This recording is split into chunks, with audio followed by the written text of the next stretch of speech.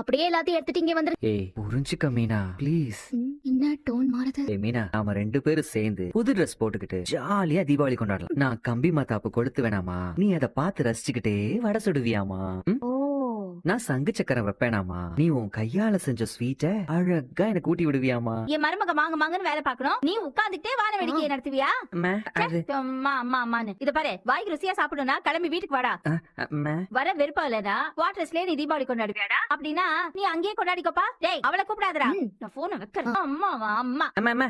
ஏமீனா, நான் ஒன்னும் புருஷன்கிட்ட தப்பா பேசிடலையே. யா சொத்த, நீங்க என்னைக்கு தப்பா பேசிருக்கீங்க? நீ பாத்துக்கிட்டே இரு, எப்படி அடிச்சு பிடிச்சு ஓடி வரான்னு பாரு. இவன் அப்படியே பண்டிகை தனியா கொண்டாட போறான். பெரிய இவரு தோர வரட்டும், ரொம்ப ஆயிடுச்சு அவனுக்கு வாய். சுகன்யா, நீ உள்ள போய் ஒரு தட்டு எடுத்துட்டு வாங்க. என்னத்துக்கு? சாப்பிடுற தட்டா? எதுக்கு? என்னடா இது? ஏ கோமதி, என்ன பண்ணிக்கிறீங்க? என்னடா பண்ணிட்டு இருக்க?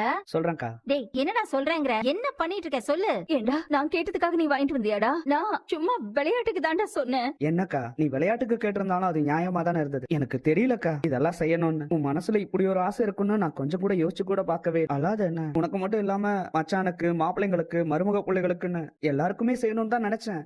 ஆனா இதெல்லாம் செய்யறதுக்கு அம்புட்டு போனா என்கிட்ட இல்லக்கா. ஏதோ என்கிட்ட இருந்த கொஞ்சம் பணத்துல